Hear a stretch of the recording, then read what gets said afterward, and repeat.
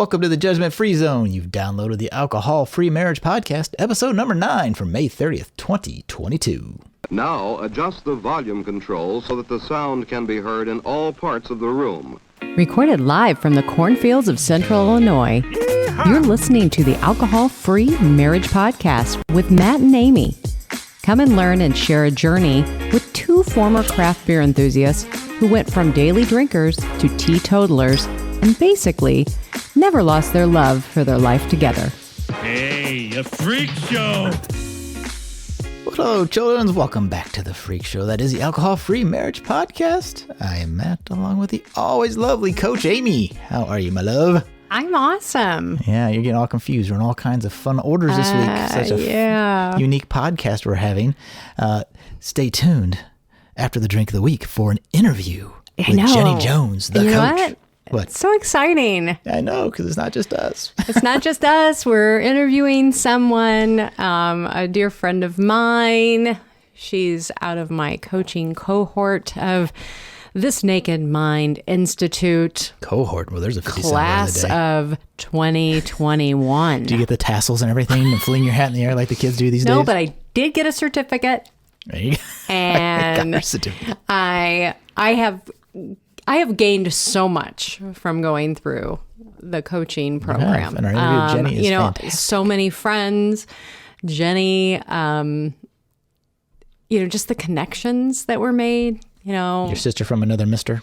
I know. It is fun. All right. Before we get to Jenny, Amy, what is your drink of the week this week? The one that you didn't get to vote on, I just brought you. I did not get the vote on this, but it is quite good. It is Athletic Brewing Company's, their Lite. And which it's is kind of funny because just a light beer. A light beer, which I don't even know what that 25, means. 25 calories. It's wow. Yeah. But it is. It's just a nice light. I'm gonna call it I'm working in the yard. Oh, that's a good beer. Yeah, I like the Bush NA for that too. So yeah, it's kind of that little light. Nothing if you were fancy, gonna do something, it's like an afternoon. I mowed the lawn. Man. Yes, because you always have a beer after you mow the lawn, don't you? I mow the lawn. Do you even know where the lawnmower's at? I know where it's at, and I know its nickname. There you go. So. Mine is from Bravus. It is the Raspberry Gose, which looks like the word goose, but it's Gose. I should have stole that one. No, I was going to give you this one because I know you like it, but it was already my drink of the week when I was sent to the refrigerator to get a drink. So, so there you go. Bravus has a lot of good ones, and if you can find the Raspberry Gose, it is quite tasty. Oh my gosh, it's very good. Definitely not a beer after drinking. Not a beer for working in the yard. It's more of an evening on the patio kind of beer. I think it is. Or a lunch. Good lunch beer, maybe. A lunch beer. A lunch beer. I think, I don't know what to think of this whole conversation, but all right, kids. Both enjoyable. There you go. All right, well, let's get to our interview with Jenny Jones from YourSoberRevolution.com. Well, thank you for joining us today, Jenny. This is Jenny Jones, and she is now a very good friend of mine. We met each other last year when we were going through coaches training, and now we're actually coaching together in a group program, which is really exciting. But I really wanted to invite someone onto the show who could talk about their experience, and who else better to start this whole live on the show. And anything you know about podcasting would be great. We'd really need some help. I was hoping to learn from you guys. You know what? He leads usually, and which is much better. That's why this has been a little challenge to set up, because I'm like, you have to be in charge. She doesn't like to be in charge in podcast land. Well, it's that thing where we have to step outside our comfort zone or we don't grow. So there you go. We're growing a lot today. We're growing. Thank you for being here to grow with us. Yes. Yep. All right. Well, I wanted, I'm just going to turn this over to you, Jenny. If you could just kind of give us just a little bit of background about yourself, and then we can just, turn into your journey from, where you started out, and then finally to where you're at now as an alcohol-free coach. So tell us a little bit about yourself. Yeah. Oh, my story is long, so I'll try to keep it brief. But basically, alcohol has been like weaved in and out of my whole life since I was a baby. Because I just remember, my earliest memories include my parents drinking and alcohol being a topic. And I can remember my mom drank that Franzia wine in the white box. And my dad, he drank every day. It was that was his ritual, coming home from work and he drank Budweiser, I think that was probably the first thing I ever tasted as far as alcohol goes. And it was terrible.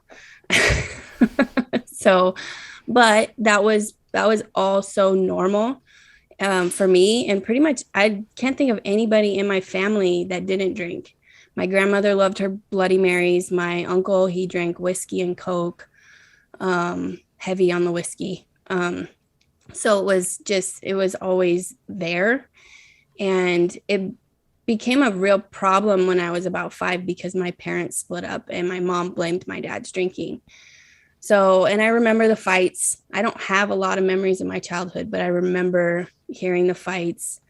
And I remember being told it was because of my dad's drinking. And, so all growing up, I was really watching his drinking because of that. And I fought with him all the time growing up to get him to quit. And, when I was about 13, my mom just left. She was out of the picture completely. And I mean, that we could do a whole show on that. But so it was just my dad and my sister and I. And every day it was like, I just knew not to bother him until at least he had his first beer, because he was so stressed out and on edge.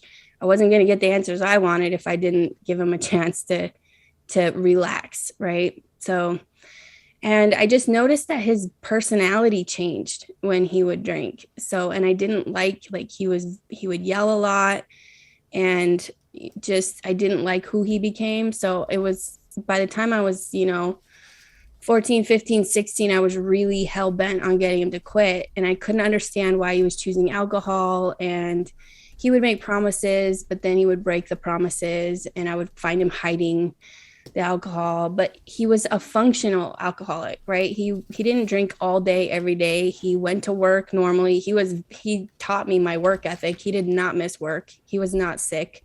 There was no such thing as sick days. So he made it. He was completely functional. And compared to my uncle, who had a lot of health problems, he had a heart attack that I was there for when the ambulance took him away. He had pancreatitis. He had to have a feeding tube. So compared to my uncle, my dad's drinking was like not that big of a deal, but it really bothered me. And I think at 16 years old, there was a pretty big event that I guess you would call my dad's rock bottom. And he ended up in hospital detox. So he got taken away, put in medical detox, and for a couple of days. And after that experience, he never drank again. Wow. Oh my goodness. So yeah, he didn't go to AA after that. He didn't do any of those things. And, I was the reason that he got put in the medical detox. So I was really afraid that he was never going to forgive me for that. But he actually, thanked me for it. And to this day, he credits me for helping him get sober. But so he was literally scared straight. Yeah. And I think what happened is they told him that he would lose us. Oh, wow. If he didn't stop. And he fought really hard to get custody of us. Back in the 80s, they didn't give fathers custody of kids. But he fought, and it was an ugly fight. My mother did not play nice. So he really fought hard to keep us. And I think he knew what would happen to us if we ended up with her. And that was more important to him than the alcohol. So he never drank again. And I was about 16 when that happened. And everything got better after that, because my whole life we lived in a small apartment. My sister and I had to share a room. We were low income, family. He was a mechanic, so he didn't make a lot of money. But after he stopped drinking, he was able to buy a house. I finally had my own room by the time I turned 18. So things got a lot better. Our relationship got a lot better. We got really close. When I was a teenager, I'd ran away a few times just because I was so upset with him. And I remember thinking at 18, I couldn't wait to get out. But by the time he quit and I did turn 18, I was happy to be home with him, and I felt like I felt an obligation to stay home with him because I felt like he needed me. But that whole experience growing up made me think that I need to be really careful about my drinking, because with that whole mentality of, it runs in the family. So I was actually pretty afraid of alcohol as a teenager, and up until my 20s, I was very cautious about drinking. I experimented a few times, but I remember always being aware that I needed to be careful. Yeah. So like a lot of teenagers would go out and drink. I didn't have any interest in it. And I actually wanted to help people with addiction because of my dad's experience. So was that hard, being the one who, everybody else is going out and drinking and doing that type of thing, and you wanted especially to not have the interest in it? Was that hard at that point in your life? I remember feeling different, but I felt different for a lot of different reasons. And I was a people pleaser, but for some reason, certain things I was not willing to compromise for myself. And because I remember really wanting to fit in, and I would do all kinds of things to try to fit in, and, dressing a certain way, changing my hair, going along with the crowd. But I was usually able to just go along without really drawing too much attention, and just, I might say I will try something, but then I'm like, and, I remember when we were experimenting with marijuana, I didn't inhale. So it was that whole thing where I just pretended and I got away with it. And drinking was different, right? You can't fake that. Yeah. But and what changed? What changed in you that you started to really experiment and actually start drinking? Yeah, I think what happens is, and what I know now is that the cultural and societal pressure and the belief that alcohol is so important to so many things. So when I hit my 20s and I started going out more, I remember it not being about drinking as much as socializing, but it was part of, like, you had to drink to be really part of the social scene. So I don't remember, there were several nights where I drank way more than I should have, but I don't remember it being the main focus. But I do feel like that pressure, and one of my jobs was working at a country club. And so I had to learn about wine and things like that. And I hated the taste of red wine. But I remember the pressure to learn how to describe the wines and get into that whole thing. So with that job, I started with the sweet white Zinfandels and the sweet white wines, and gradually grew to like red wine, which ended up being my drink of choice in the end. But it was a slow kind of evolution where I think I kind of let my guard down and just thought, I know all that I know, I will be okay. Like, I can catch it if I have a problem. So I let my guard down, I think. Mm-hmm. And what really got me into trouble was when I started using alcohol to cope. So, and I know now that my whole life I used food to stuff down emotions and to comfort myself. And because I battled with my weight all growing up from teenage years, thinking that, my weight was too heavy, even though I wasn't. So food was comfort, but then it was also my enemy. So I was always battling that. And then after I had my son, I had gastric bypass surgery. And because my weight had gotten up to over 200 pounds, and I was so fed up with the fighting to lose weight, gaining it back, then some. I'd tried every diet you can imagine, from, really exercising a lot to, the HCG diet. I don't know if you ever heard of that one, but you're injecting yourself with pregnancy hormones because, oh my gosh. Yeah. So, and it was a thing then. I went through a doctor to do it. It was, and I did lose the weight, but it was so unhealthy and it didn't do anything with my mindset. Mm-hmm. So all of the problems with food were still there. But once I had the gastric bypass surgery, they warned me, don't drink, because a lot of people turn to alcohol to cope when they can't use food anymore. And that's basically what happened. And I remember thinking, I remember being terrified of not being able to drink. And I remember being like, I'm not doing that. not giving up my wine. Are you crazy? Wow. Yeah. But I got this. And I did an interview with Annie Grace, and I was telling her, if always felt like there was another part of me sort of watching me do these things and trying to warn me, but it's almost like they were so far in the background, like screaming, waving their hands, and I'm just like not really hearing it, but knowing that was there. And I just didn't, and kept going and kept thinking I can manage this. And so did your drinking ramp up after the bypass then? It did. And right before I had the surgery, I had finally finished college. I went back and forth changing majors, and I did end up studying addiction treatment. I wanted to be an addiction counselor. And that whole experience, I had the education, I had the personal background with alcohol.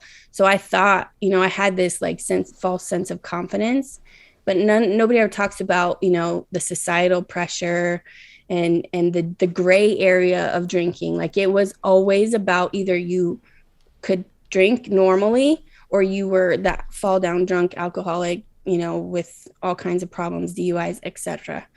And so I thought, I was safe because I didn't fit, that fall down drunk. And I think some part of me kind of always knew there was a little bit of not being a normal drinker, but I knew I didn't fit that other category. When did you start to question your drinking then after that? Oh, I think there was a part of me questioning it long before it was even a daily thing, like before I was even drinking on a daily basis. I think there was always a part of me like, you're headed for trouble. Some little signs, like when I was pregnant and being like really upset that I wouldn't be able to drink, for 9 months, and missing out on the social aspect, and like trying to like going back and forth in my head with the doctors, doctor telling me it was okay to have wine, because I remember it being important enough to ask if it was safe. And because at that time, there was so much like conflicting information. Of course, you're not supposed to drink, but then people are like, oh, you can have a glass here and there. Yeah, I remember that. My doctor said you could have one, I think, at the end of every month.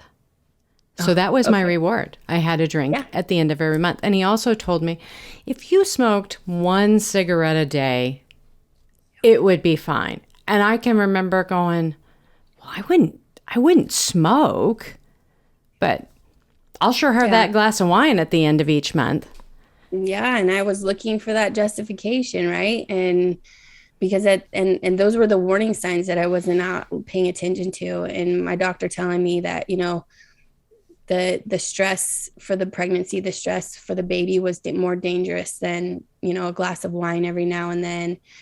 And my friends told me, even her doctor told her it was safer for her to smoke throughout her pregnancy than it was to try to quit because of the stress.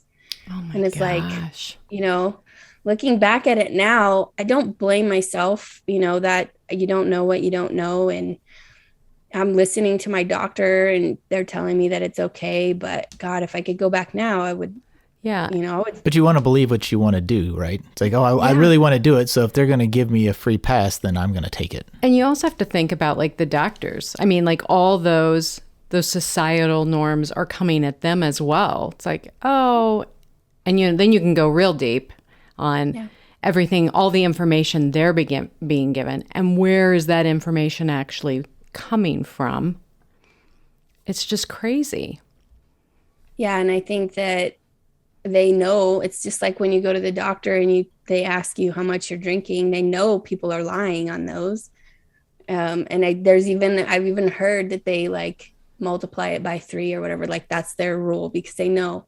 And I think they know when, it's a pregnancy or something like that people aren't necessarily going to want to hear what the truth is, which is they shouldn't drink. And even with the gastric bypass surgery, I think they knew. They didn't really get into it. They didn't tell me the dangers. It was like barely a mention. So it was easy to just dismiss. And I think because they know people are going to be like, yeah, right.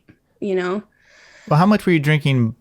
How much and how often were you drinking before the bypass? And then how much were you drinking once it became daily? Before, it wasn't daily. It was a glass of wine every now and then. I wouldn't even say it might have gotten to be weekly. like on the weekends. But it wasn't daily, and it wasn't, I mean, a whole bottle could last me a week. Wow. But by the time I was at the end of my drinking career, as you want to call it, I was drinking more than 2 bottles a day on most days. And I'd switched to the box wine, so I didn't have to see how much I was drinking. Oh, right. I didn't want to know, and I knew, but it was a lot. And then I was even sneaking like hard liquor, because with the bypass surgery, the alcohol is processed differently, so the effects go through me way faster. So I could drink a lot more than most people and not feel the effects for as long. Wow. Yeah. So, but if I were to take like a blood alcohol test or whatever, it would be through the roof, but I would look like totally normal because I wasn't feeling the effects. Interesting. Yeah. Oof. So and that's dangerous. Yeah. And very scary too. Did you have to do things to hide that much drinking? Like, especially talking red wine, right? Like your teeth and your mouth gets very stained from those type of things. Did you have to do a lot of things? Were you hiding a lot of that kind of stuff?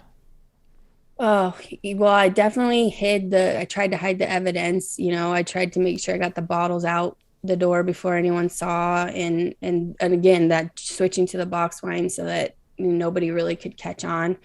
But my teeth were, I'm just now starting to see how the damage might have affected my teeth, because before my teeth were really dense and so I didn't really have a lot of staining on my teeth, but lots of nights where I would pass out before I brushed my teeth, and just horrible. I remember being obsessed with how dark my tongue, like trying to scrape that color so that people didn't notice that. And then, yeah, the whole, how Annie talks about that story with her lips, like her son saying, what color her mouth was or her teeth. I don't remember his teeth or lips, but I remember being worried about that too, like trying to make sure. But a lot of my drinking at the end, when it was really out of control, was done in secret. Like it wasn't when I was out. When I was out, I looked like a normal drinker. I'd drink or two. And it was when I got home that I felt like I can let loose and not have to worry about judgment and all of that. So would you drink before you went out so you could only have that one or two, and or drink when you got home? Both. Yeah. Definitely would have at least one or two before going out. And I always felt like I needed that for my nerves. And because, it's funny because I've always been seen as really outgoing and friendly, but inside it was torture, being out socially, because I put so much pressure on myself to be liked. And I describe it now as like,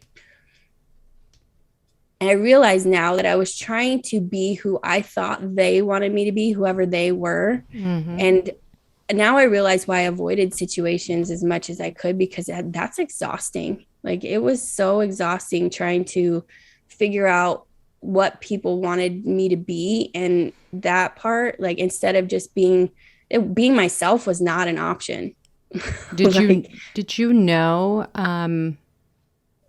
did you consider yourself an extrovert, or did you use alcohol, like I know many introverts use it I think I did a little bit. I think I thought I needed to be an extrovert. So I tried to appear that way. Okay. But really but I would avoid a lot of stuff. I would bow out of things, or I would make up an excuse not to go to certain things because I didn't feel like I had the strength on that particular day to go and put that mask on.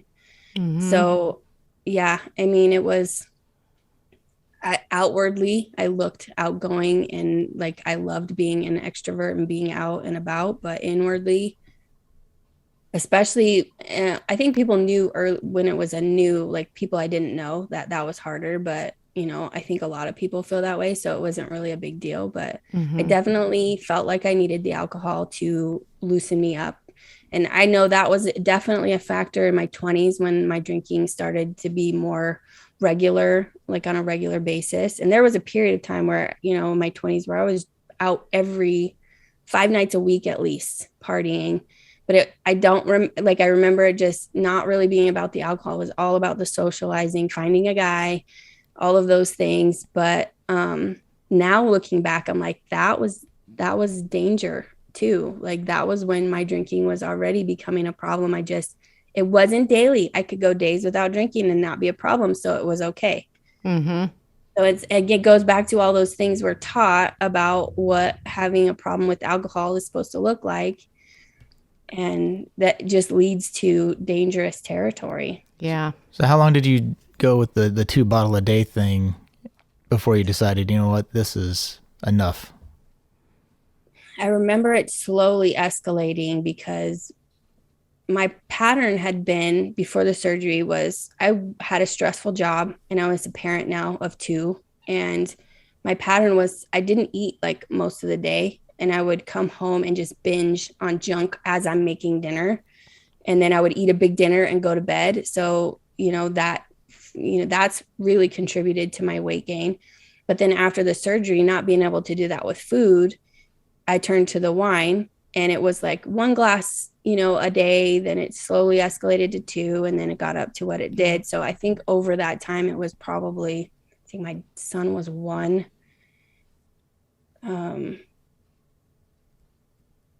I want to say it was at least 5 years. Okay. And how did that affect your relationship with your fiance? I think the stress affected us more than the alcohol. Although the alcohol did play a role because we both, felt like we needed the alcohol to unwind. The difference is he doesn't drink daily. And he doesn't always drink when he's stressed out. So he definitely has a more take it or leave it type attitude. And he doesn't binge. Like he might have a few, and he might have a day where he doesn't drink any at a few days where he doesn't drink any at all. And then every now and then he'll, be going out or really just have a day of drinking. And it's almost always beer. He very rarely drinks hard alcohol. And it was hard in the beginning when I stopped because, I'm like, I felt like I went back to when my dad was drinking, and I saw a different side of him when he would drink, and I was hyper aware of it. And so I was definitely more irritable and judgy about his drinking in the beginning, which I'm sure it wasn't easy for him, but I tried really hard not to. And there's still days where I have to remember not to put my problems on him. Like he's his own person.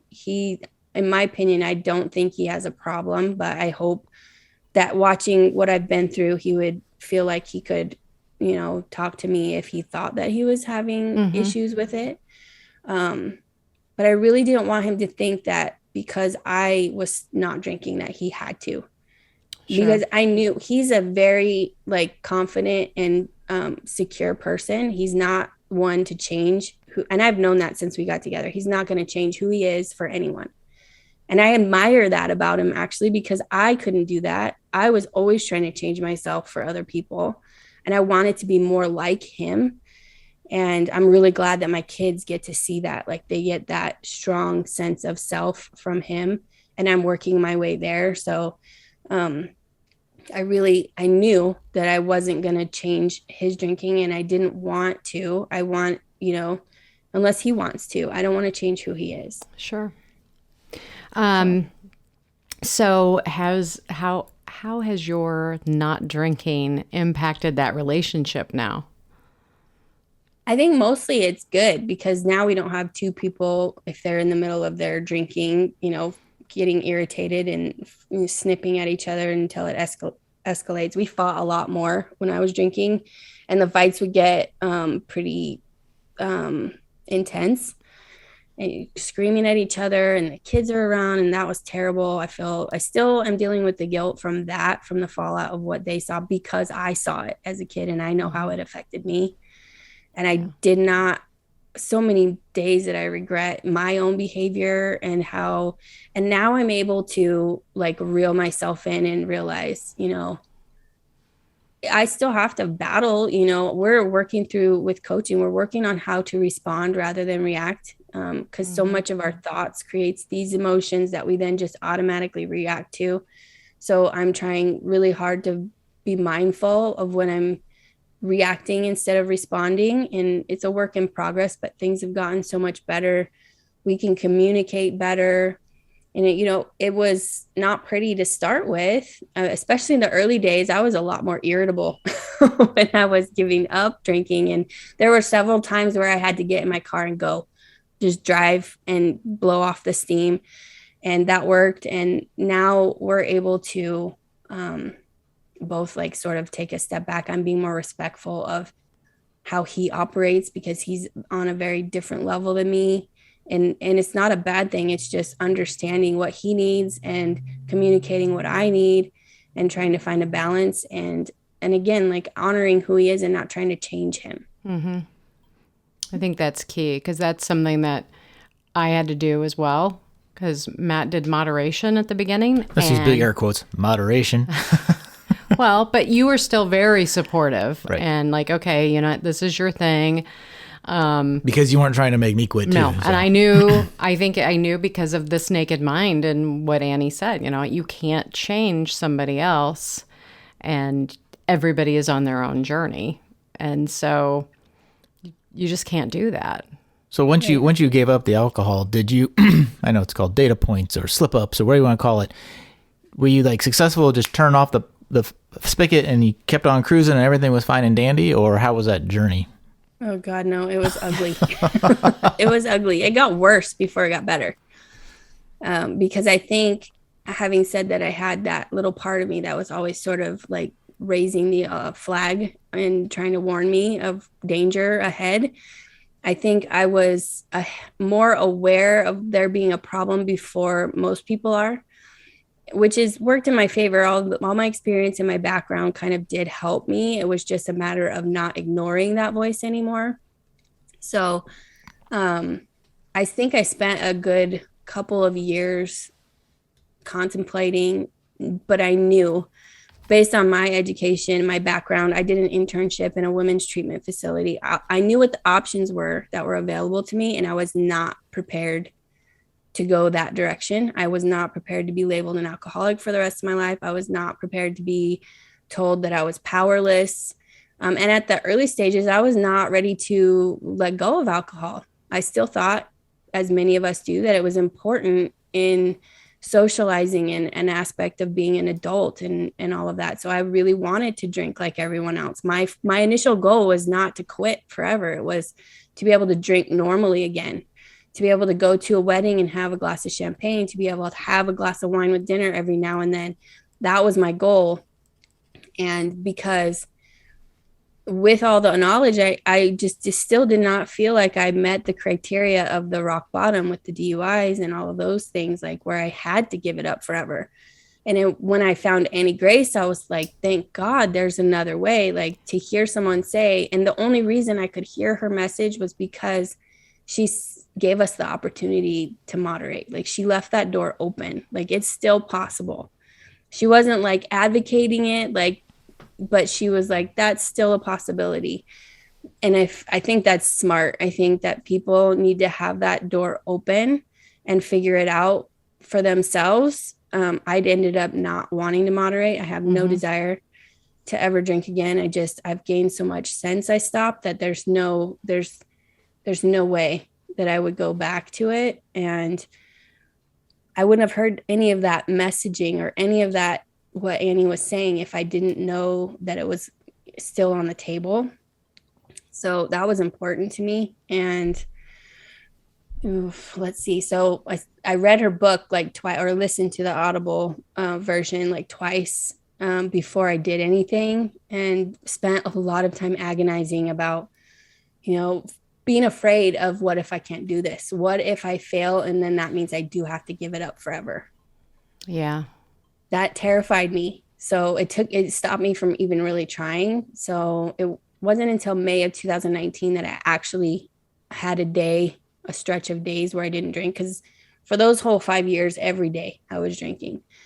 And then I did my first live alcohol experiment in May of 2019. And I made it, I want to say it was like 10 days. I always lose track. I just know it was Mother's Day weekend that I went off the rails when I had my first data point. Although I don't call it a data point now. Well, I guess it is because I did learn from it in hindsight. But But I did not listen to the give yourself grace and that whole idea of a data point. I beat myself up so much for it. Mm-hmm. And I spent May through November and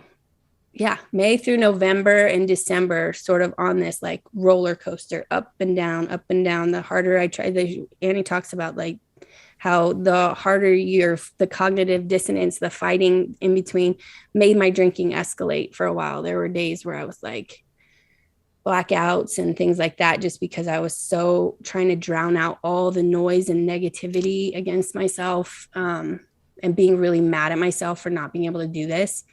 I have an education in addiction. How can I not know better? What is my problem? What is wrong with you? All of those thoughts going through my head made it really hard and my job was getting really stressful, and felt toxic, the environment that I was in. And now I realize maybe my drinking probably made that feel more toxic than it really was. But sure.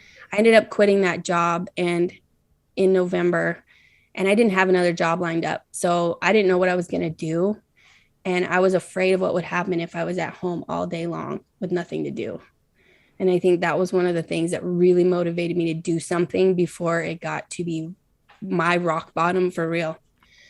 And December 30th, 2019 was the last drink I ever had. Wow. That's awesome. Do you go by the mindset of you might have a drink or you can have a drink in the future? Yeah. Okay. I mean, I think that I'm just why would I want to? I know that's like, me too, but I'm with you. I know you and I have had these discussions where it's like, why would I want to now? I feel so good. We literally changed our mindset around it. Like and I talk about this with our clients. Like I worked on my beliefs so much that before I stopped, I saw alcohol and I was like romanticizing it, thinking about all the fun times, to the point where now when I look at it, I remember the nausea, the fatigue, and the horrible, awful feelings. So I just walk by the wine aisle and I'm like, oh, I don't even have to. It's like, it's just a reaction now. I've completely flipped those wires in my brain. And Jenny, your journeys, it echoes quite a bit in my own mind, because whenever I would try and moderate or whatever, and I couldn't and I'd fail, I would kind of do the same thing of, well, if I can't quit, I'm not going to be good at this. I might as well just dial it up. Why not? If I'm going to drink, let's do it big, right? But I think the one thing that did draw me to Annie's process and this Naked Mind methodology was that it doesn't come across as quit and you're done. That's it. Like, and even to this day, what keeps me going is like, and for the same reasons that you mentioned, I don't drink, but it was always on the table. I could go have a drink if I wanted to. I wasn't doing this that I can't. I'm just an experiment to see what it's like to not. And to know that's always on the table.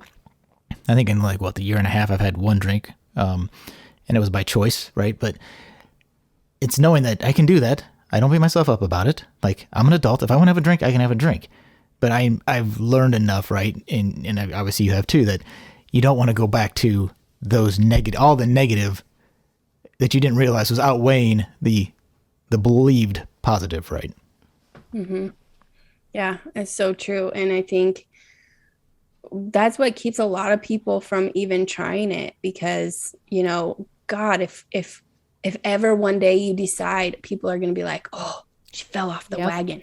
That's what I mean? Yeah, that held me back for, oh gosh, at least 7 or 8 years. Cause it was like, how I just couldn't have other people look at me if I quit and then I went back. I'd be like, oh, okay, well, yeah, she's a drunk. I mean, and these are voices in my own head, voices. And it's what we're taught too. I remember hearing discussions among adults, like, especially like my uncle. My uncle was told by his doctor if he didn't stop drinking that he would die. And he would continue to drink. And I remember listening to everybody talk about him behind his back and how, he was trying to find a way to stop himself. And, I remember, and then my dad, years later, after he hadn't had drink in almost 20 years, he was entertaining the idea of having a drink. And I remember being like, oh my God. Because this was before my whole journey. I was like, oh my God, he's thinking about drinking. What is, oh my God, like that whole stigma, that whole judgment, like all of a sudden he'd undo everything that he did this whole time just because he was thinking about it again. Yep. Got to go back to day one.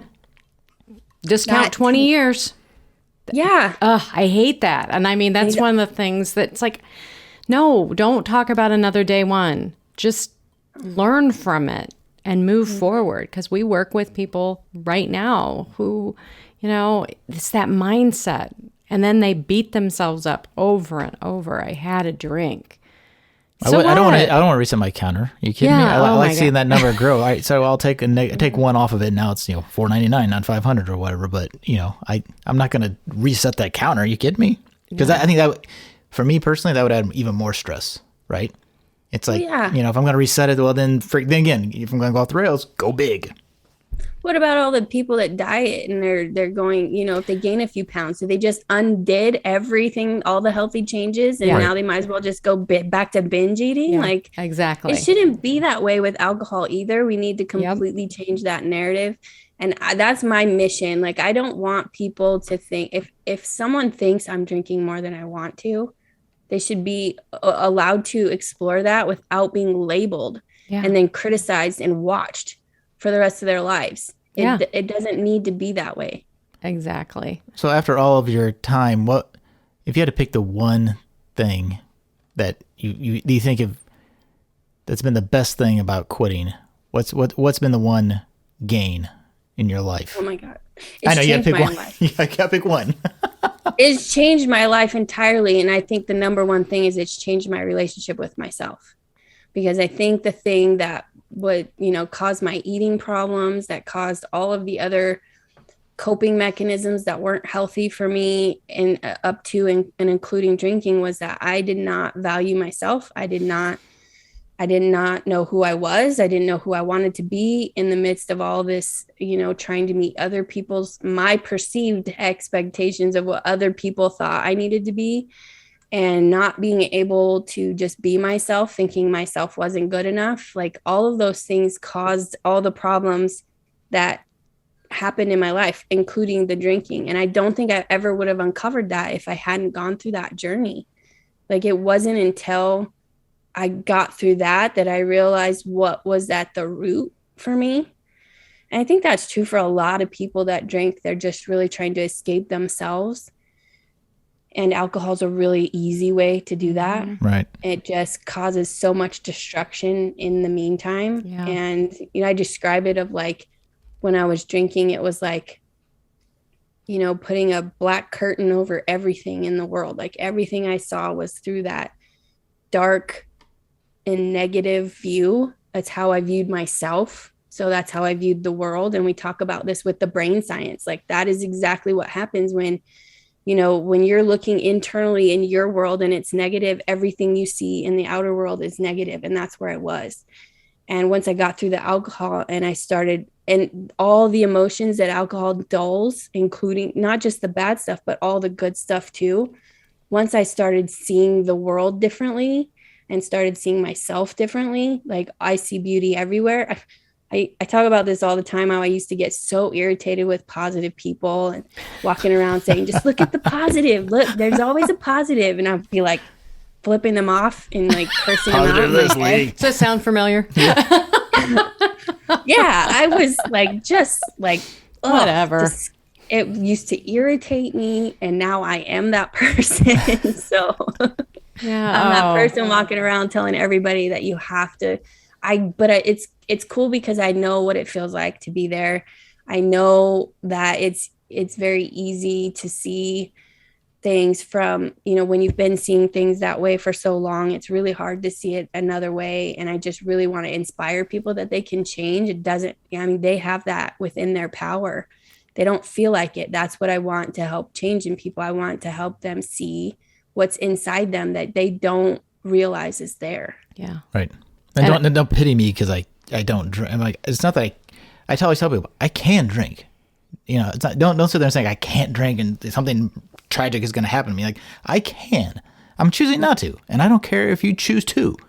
You know, right. But between the podcast and everything else, just sharing our story, and maybe it makes you cut back or think or try different things or whatever, get sober curious. Now, you went to Sober in the City, right? That was that event. We went to the Sands Bar, and there is a movement that's happening, and it's so exciting to be a part of it. And I'll just say that you inspire me daily. You have helped me so much with just my journey and unraveling all those layers. And that's part of it. I feel the same. I feel the same about you, because I think that's what's beautiful about coaching. And I think because we're in that realm and we're coaching each other, it's like seeing things that, in a different way that we can't see because we're too close to it. Yeah. It's that's why all of us coaches have coaches, because I didn't even realize what that was before, and I never would have had it not been for the alcohol journey. I didn't realize, I think I would have been okay if I just, got rid of the alcohol and continued on with my life. But there was always a part of me that wanted to really help people with this. And in the beginning, when I first heard Annie Grace, I'm like, I want to be part of this. Awesome. And I didn't believe I could be.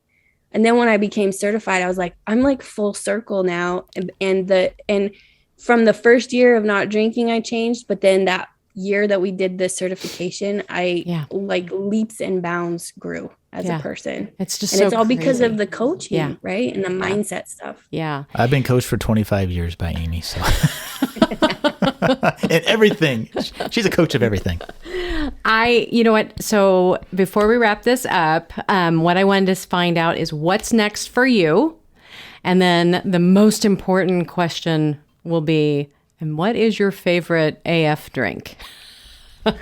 That's a fun one. I love that you guys do that. Oh my gosh. You know what's kind of cool about the question of what's next for me is that I don't know exactly, but I'm not afraid of that. I used to be so afraid of what's next, feeling all this pressure, I have to do something big. I have to do something. What am I going to do? I don't know. And being afraid of the unknown. But so it's really cool to not really know, but I'm I'm doing things that feel right. And I'm just sort of taking the next step. So, we got the group coaching thing going on, which I really wanted to do, but I wasn't sure where to start. So that's why it's really cool that we get to do it together so we can figure it out. And I don't even know how that happened, because it was just kind of hey, organically. What do you think? Okay, let's do this. And we brought that together in a couple of weeks. Me neither. So I'm really glad. What you're telling me when you're down here yelling at your screen, you're being productive. You're not just. Oh yeah, we get Mom's on a call again. Oh, Mom's on a call. And we have so many ideas, right? There's so many things that we can do, and from our experiences we can help people with. I think we get really excited about that. So I agree. I see big things coming for us with our coaching and our and our groups, and that's really inspiring to see them making changes. And oh my gosh, it doesn't just work for me. It works for other people too. Yeah. And being able to get in and have people come in with you, even people who've gone through the alcohol experiment a few times. And we've just seen, just with having a little bit of a smaller group, where people are more comfortable, that they can jump in and they can share. And then it all starts to make sense. And then they're willing to share more and to try more. And so that's exciting to be able to see, and you and I've talked to see a mind shift. I mean, in a person who you're just oh boy, man, I hope I can help. But you know what? It's not even that. It's just they're helping themselves, and you're just there to walk alongside of them. That is the best part, is watching them realize what they have inside them. Yes. Yeah. It makes me want to cry even right now, because I know what that felt like. I know what it felt like to not believe in myself, and to see people come to that realization themselves. It's such a beautiful thing to watch. Yeah, it is. It is wonderful. Yeah.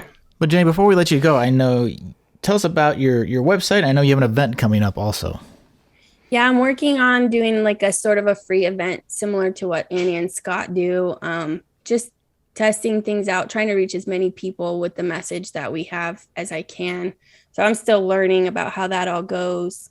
The event is supposed to be next weekend, provided I can get all my homework done. But that should be on my website too, which I think you guys are going to give a link to that. Yep. I'm constantly like tweaking the website, like everything I'm learning. I'm like, okay, I got to go change this. Like, so it might be changing. It's a work in progress. And tell us the name of your business. It's Your Sober Revolution Coaching. It's like a play on words, like, so between revolution and evolution, because like I had to have a revolution within myself to, you know, discover who I really am. And then it's like evolving, like it's constantly evolving. So you can spell it either ways with 1 R or 2 R's and you'll still get to my website. Awesome. And then you guys have inspired me to start my own YouTube/podcast thing. So that's under construction, but I'm excited about it just because there's so much that I want to share and just get people thinking. Absolutely. Right. All right. Now here comes the last question. You know, what is your favorite AF drink? Well, I think I definitely have to bring up my son and I invented one when I was early days, like, and the whole idea of trying to find things that I like better than wine. Cause I could not, like, we talk about the ACT technique and believing that we like the taste of wine, which I knew I wasn't going to flip that and say, I don't like it. Cause I did. So I had instead my turnaround was, oh, well, there are other things that I like better. And I started thinking about Shirley Temples and how much I loved drinking Shirley Temples when I was growing up. So my son and I kind of invented our own variation of it because it was the sugar in the Shirley Temples was a little much. So we have sparkling water. And usually it's a lime flavored bubbly or whatever with some grenadine and a splash of lime in it. So it's not quite as sweet, but it's still really good. And you can play with it and put so many different things in it. I'm trying to remember the exact ingredients. I know one time have you ever heard of Topo Chico? Not Topo Chico. Oh my gosh, now I'm forgetting the name of it. Oh my God. It's like an orange juice, but I can't remember the name of it right now. Of course, it's not Tropicana. No, I think I know what you're talking about, and I can't think of it either. Oh my God. It's like on the top of my head. It's like a mango orange type flavored drink. I know exactly what you're talking about. Yeah. You can add that into it and it tastes, you can change it up so many ways. But the other thing that I really enjoyed is the Lagunitas Hoppy Refresher. Because it's just like the bubbly and the crisp and it's not sweet and it's got a hint of the hops from beer. So I like that a lot too. Good. Awesome. Another new recipe. Yeah, we'll be trying these out. Yep. So thank you so much. It is always, you and I have such a great time getting together. It's like I have another little sister because I have a little sister, but our personalities and such are so much alike. And we just laugh because I'm like, oh yeah, I did that too. And you're like, yeah, me too. It's like back and forth. So, but thank you so much for being on here. And as we progress, I know you're going to be back on because we're going to keep doing things together and we'll just keep announcing new stuff that we're doing together. Thank you guys. So cool. Thanks, Jenny. Thanks. Thank you. All right. All right. Well, thank you, Jenny Jones, for being with us on the Alcohol-Free Marriage Podcast. That was an awesome interview, wasn't it, Amy? I think it was great. I really enjoyed it. I love hearing new people's stories and getting beyond our story. So that's great. I know, it is. This is going to be fun. I hope everybody enjoyed this, and please put out questions. Go to Jenny's site. If you want to be on the podcast, you let us know. Feedback at afmpodcast.com. But for that, enjoy the rest of your weekend, kids. Well, I guess it'll be the beginning of your week when you hear this anyway. All right, well, hey, we're wishing you peace and love from the cornfields. I'm Matt, along with the always lovely Coach Amy, and we are out.